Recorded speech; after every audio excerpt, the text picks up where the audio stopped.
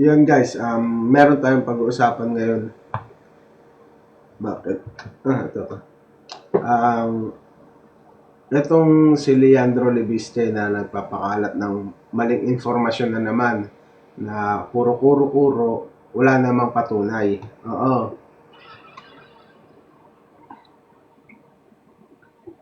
Oh. Mm. Pinalagan ito ng anak at saka ni Ralph Recto. Pumalag na sila. Ito, panoorin muna natin to.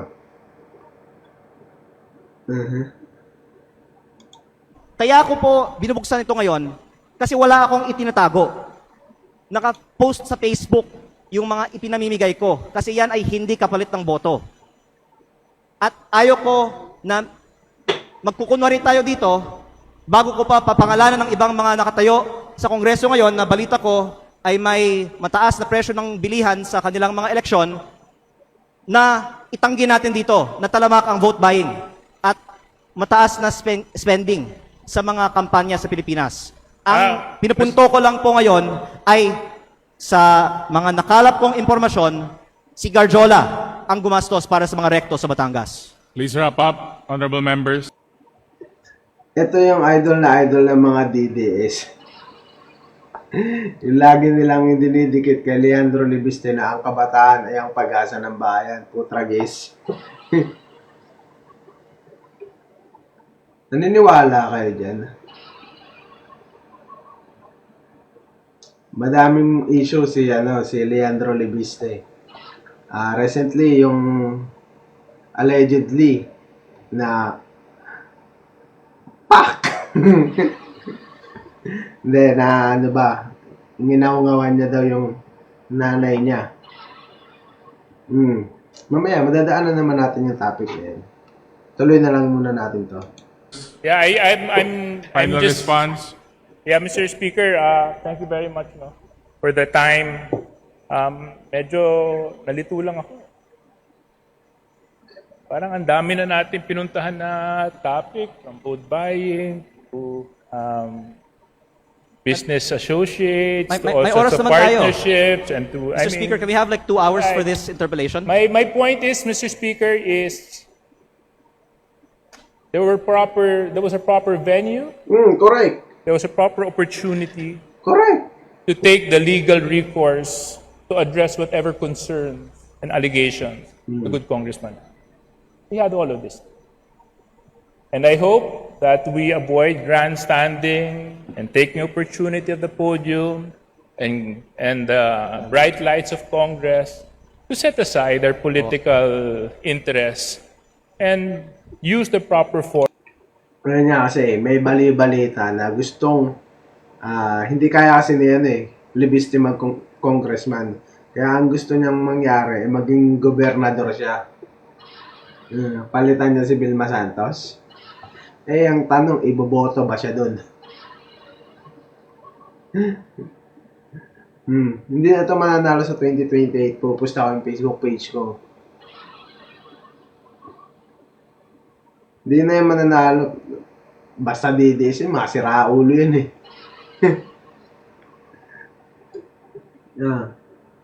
Wala yung mga yan, mga baliw na. Baliw sa kapangyarihan. Lahat ng DDS, stress. Lahat may anxiety na. Kinulo yung politika eh. Kakaano kasi nila yung panatiko, kaya sila nagkakaganyan. Tuloy natin to.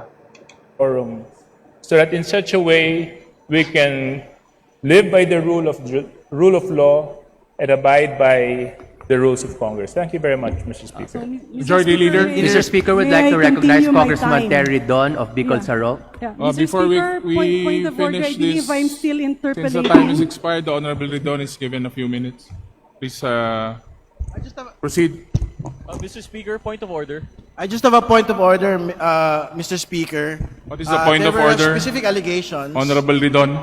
There were specific allegations relating to other regions outside of Calabarzon that are spending so much more during their elections. I think Nakikita niya yung nasa harap na dalawang lalaki. Hindi yung hindi yung nasa pinakamalapit natin Dalawang lalaki. Yung isa dun, hindi ko nakikita yung itsura pero yung sa buhok, alam ko na kung sino eh.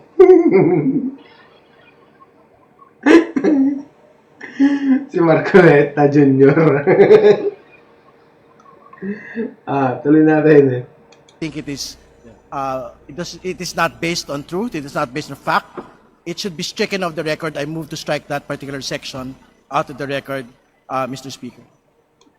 Tama lang naman kasi na i-strike nila yung burahin sa record yung kasi wala naman siyang basehan. Wala ring ebidensya. At saka hindi yan yung tamang forum para mag-tantrums ka dyan. Mr. Speaker, I believe I was interpolating and the Honorable J.J. Suarez was allowed to interject. May I proceed with my line of questioning? Lipat lang po ako dun sa... Mr. Speaker, you have to decide on a point of order. Majority Leader, there was a point of order raised by the Honorable Ridon. Just for clarification, the point of order is to delete from the records. Yes, to strike off from the record the allegation that other regions outside of Calabarzon are actually spending more than areas within Calabarzon. I think that is not based on fact. That is not based on truth. It should be stricken out of the record. That is the first point of order. Majority Leader. Mr. Speaker. Please respond to the point of order.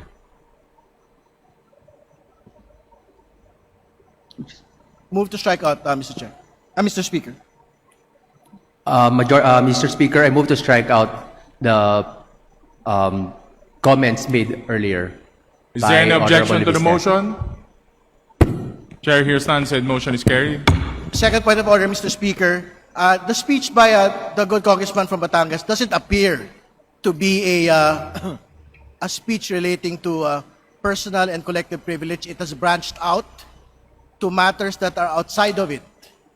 So I think even this particular speech in its entirety should be stricken off the record, Mr. Speaker.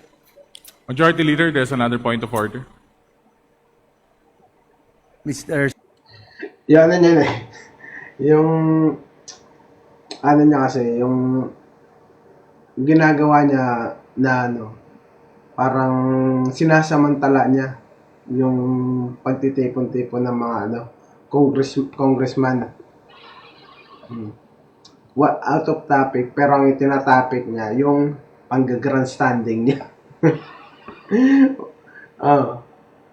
Political yung niya, yung itinatopic niya, paninira. Speaker, I move to strike out the... Mr. Speaker, I object. Strike na yan, no object ka pa eh. Ilabas mo yung basehan mo kung meron ka dyan. Object.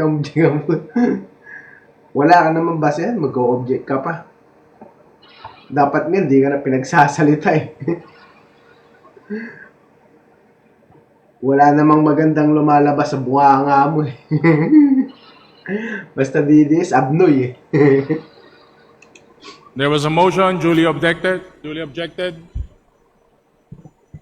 We now put the motion into a vote to strike out entirely the privileged speech of the Personal and collective.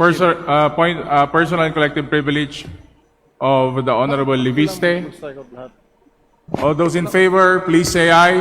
Hi! All those against, please say nay. Nay! The ayes have it. Said the motion is now approved. Sorry. Tatlo lang yata yung nag-nay-nay eh.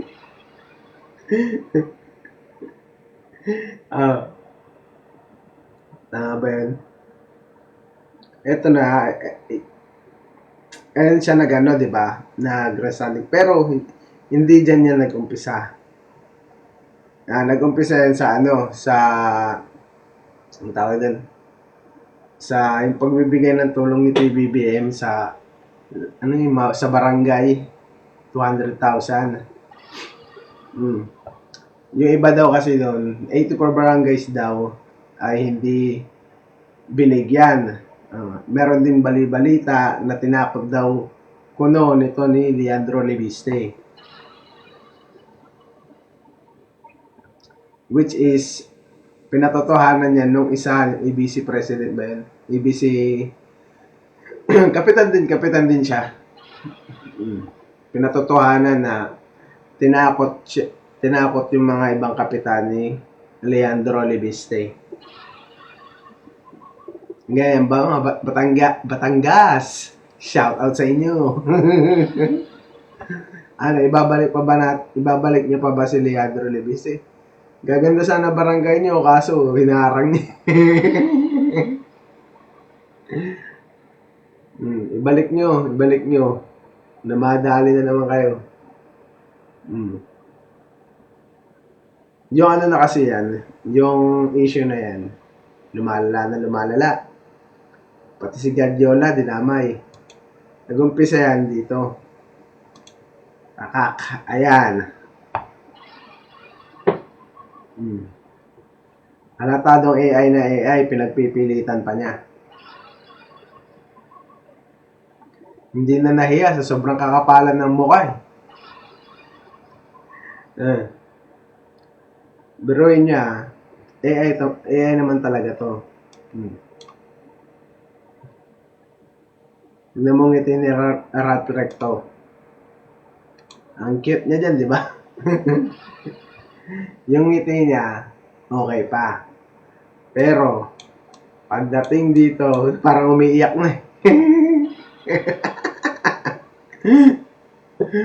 Sa reflection ng lamesa, parang umiiyak na, tumatawa. Di ba?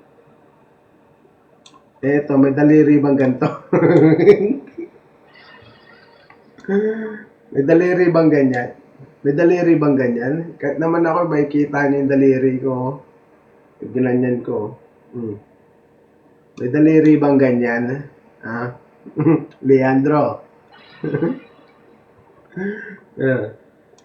Ito pa. Bakit sinasabing AI yan? Ito nga, yung isa nga dito. Hindi mo alam kung si Balingod ba ito eh. Wait lang. Yun natin para makita. Itong lalaki sa akin yung nakaitim. Hindi mo alam kung si Balingod ba yan eh. Tapos yung isa, yung maliit sa 18X Marine.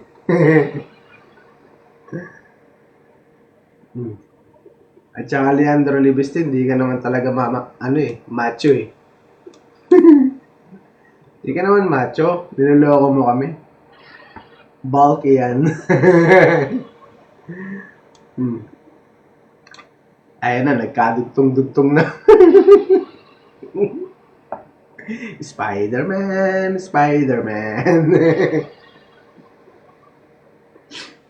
Ayok na daliri. Kulubot, no? Magkarugtong sila, no? Paniki.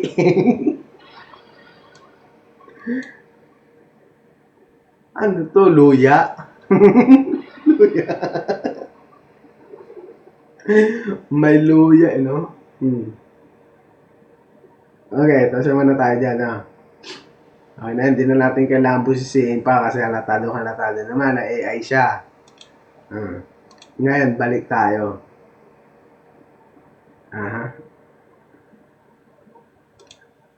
Yun.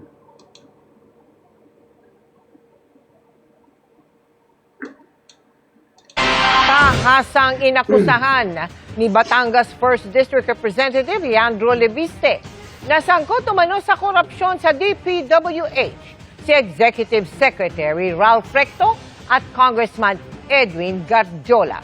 Isinawalat din ni Leviste na si Gardiola ang gumastos ng bilyong piso para sa kampanya ng mag-inang Vilma Santos Recto at Lucky Manzano nung nakaraang eleksyon.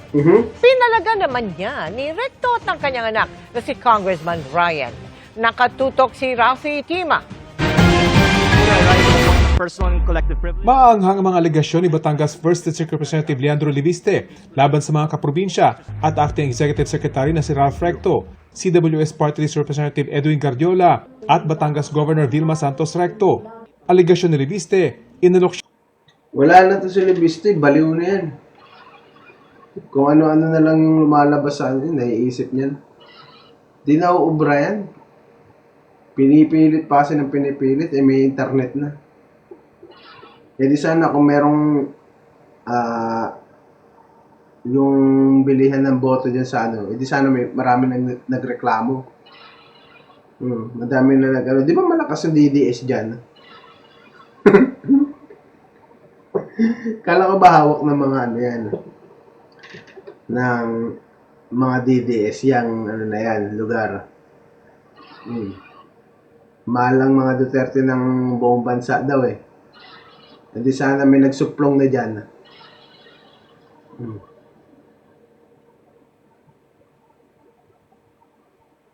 Ngayon mo pa nilabas yan, 2026 na.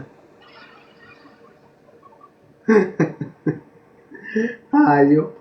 siya na Representative Guardiola na samahan sila ng Executive Secretary Recto para magnegosyo sa DPWH. Sa sistema raw na ginagawa nila noon pa sa Lipa at sa ibang mga bayan. Ha? Raw?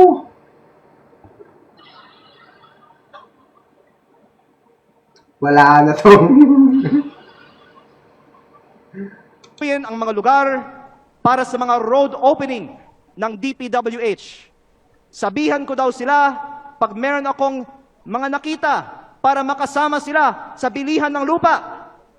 Kayang tumulong daw sa pagpondo ng mga proyekto ng DPWH si Secretary Recto dahil siya ay nasa kabinete at si Kong Garjola din ay malakas daw sa DPWH at maaaring siya na ang bahala sa kontraktor. Mismo si Recto raw, nagmalaki sa kanya na binabarat ng Executive Secretary ang pagbili ng lupa para sa mga dadaanan ng gagawing kalsada.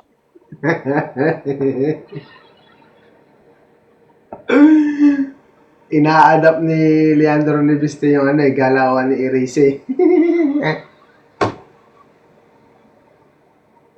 wala naman na talaga tong ano, akusasyon niya. Raw daw. Ano yun? So, ibig sabihin may source ka, ba't di mo sabihin? Tragis na yan. Allegation pa ni Leviste, si Garjola daw ang gumagastos para sa kampanya ni Vilma Santos Recto at anak nitong si Lucky Manzano. Ano daw?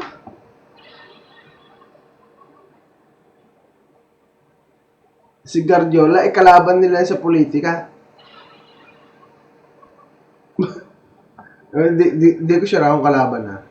May statement naman si Ralph Recto. Babasahin na lang natin. Hindi ko sure. Para sa nakaraang eleksyon na umabot daw ng bilyong piso. Kung lehitimo man ito, mabuti at maging transparent si Secretary Recto sa kanyang yaman. At kung ang ginagastos ni Kong Garjola para sa kampanya nila ay may kaugnayan sa pagiging contractor ni Garjola sa Batangas. Una nang binanggit ng Independent Commission for Infrastructure na isa si Guardiola sa ilang kongresistang may kontrata sa gobyerno. Batid daw ni Leviste na baka hindi alam ni Pangulong Bongbong Marcos ang isyong ito laban kay Recto, kaya niya ito isiniwalat. Hindi lang DPWH ang posibleng pagkukunan ng pondo ni Recto at Garjola. Dahil ayon sa mga politiko sa iba't ibang mga bayan ng Batangas, ang nasa likod ng STL operator ng Batangas, Refresh Gaming, ay si Recto at Garjola. Agad namang tumayo si Batangas 6th District Representative Ryan Christian Recto, anak ni Governor Vilma Santos Recto, para pabulaanan ang aligasyon ni Leviste. Wala daw personal na interes ni Ias Recto at Guardiola. Walang katotohanan ang mga alegasyon ni Congressman Leviste na mayroon silang may mga maanumalyang transaksyon. Fake news po yan, Mr. Speaker.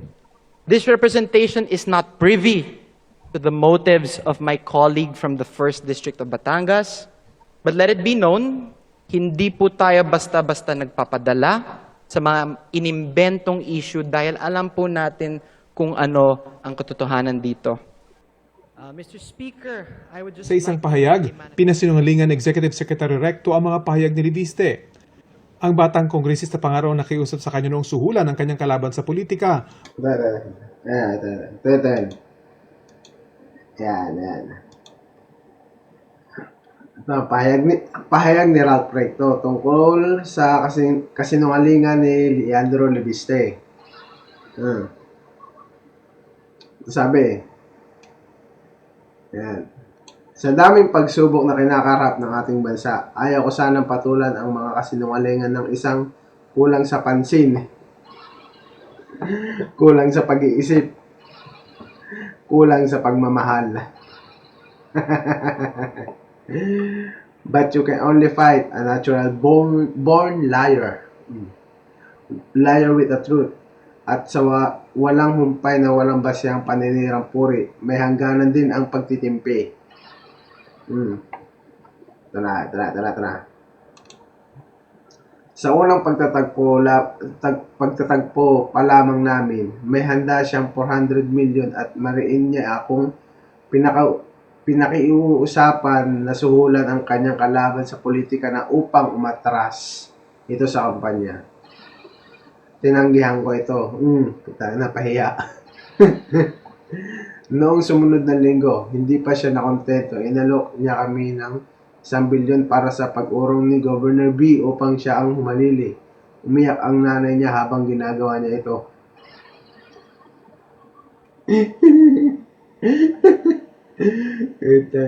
Grabe. Mulit tinanggihan ko ito. Nakaka-insulto, nakakagalit. Tanging ang respeto ko sa kanyang ina bilang dating kasamahan sa trabaho ang naging dahilan para hindi ko siya isiwalat at kasuhan. Bakit ganun? Hindi nyo kanasuhan? Ano ba naman yan? Di sana wala tayong problema ngayon.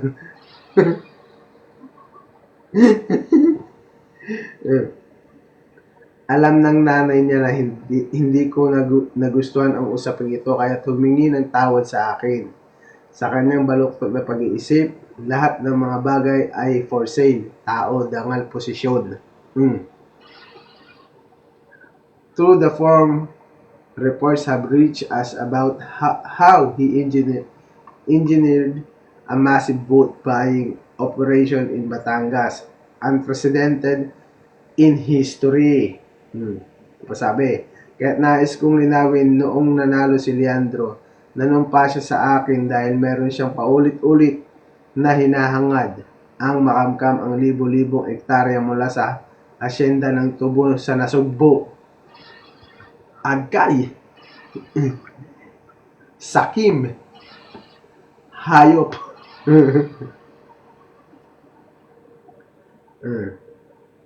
Wala akong kakayahang pagbigyan ng isang may tuturing na agaw lupa. Tinanggihan ko ulit ito. Hindi ko siya pinatawag sa mga pulong. Siya at kampo niya ang parating ng ulit na magkaharap kami. Kaya niya ginagawa ito ay para malunod ang kanyang 24 billion na utang na resulta ng kanyang Go Solar Project.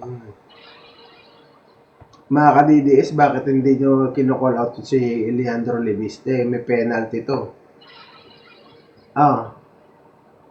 Meron siyang penalty na 24 billion. Malaking tulong to kung sakaling makuha.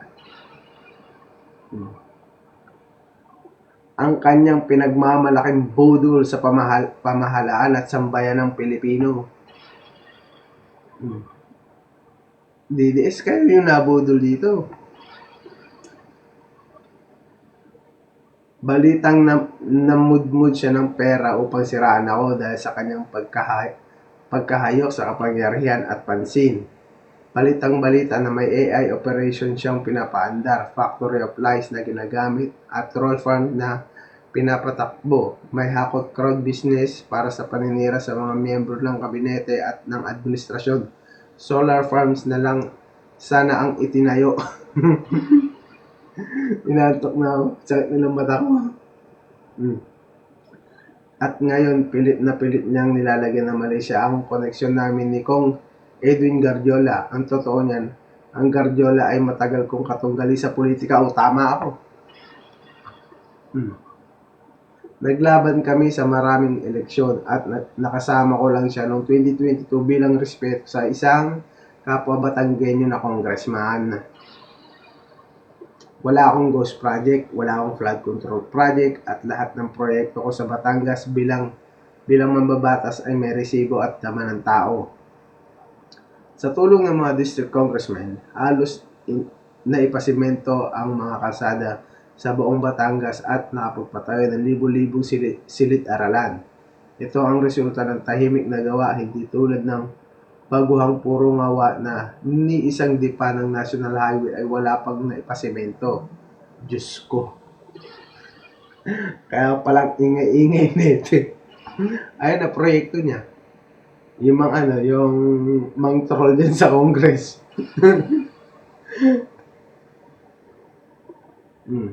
Hindi totoo yung kaya I'm sorry, Jose Rizal, hindi totoo yung sinasabi mo ang kabataan ng pag-asa ng bayan kung ibabase mo yan sa DDS. Sa DDS, ang kabataan ang sisira sa bayan. Mga ulaga yung mga yan, DDS na yan. Ang sabi ng nabasa kong inspirational quote sa social media, never trust a man who disrespect his mother. Ala.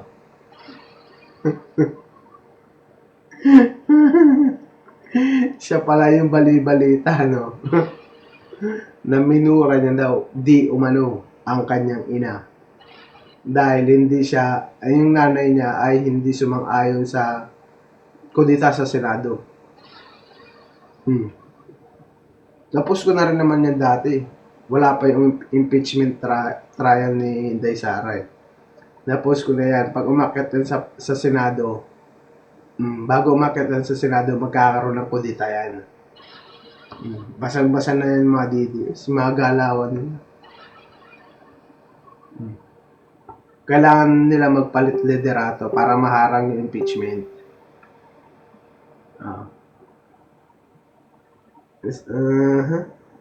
This is a better brat, prone to tantrums, even bad mounting the woman. O ayan, sabi ko na, minura niya.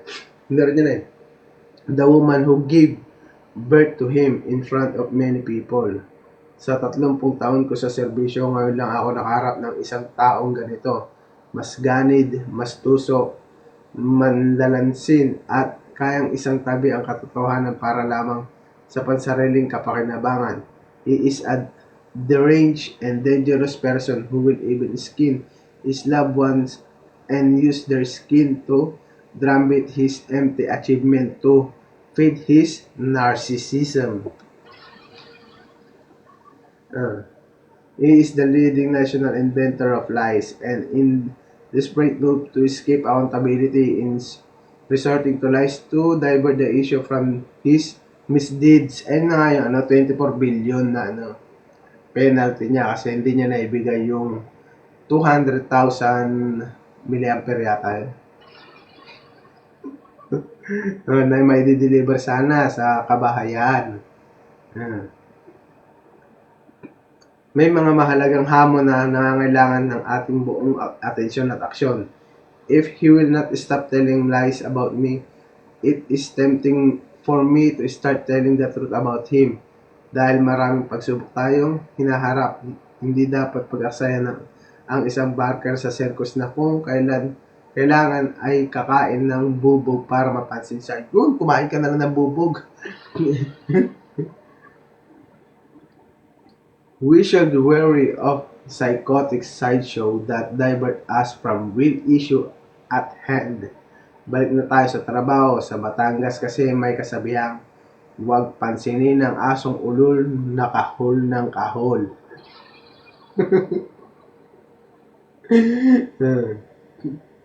Di ba? So confirm, siya yung silibiste, yung minura niya nanay niya.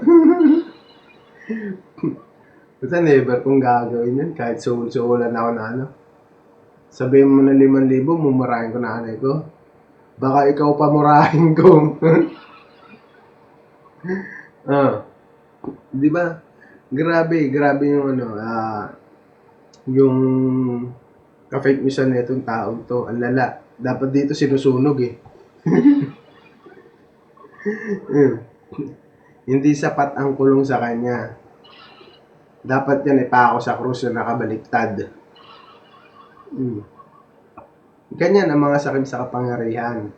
Nauulol na.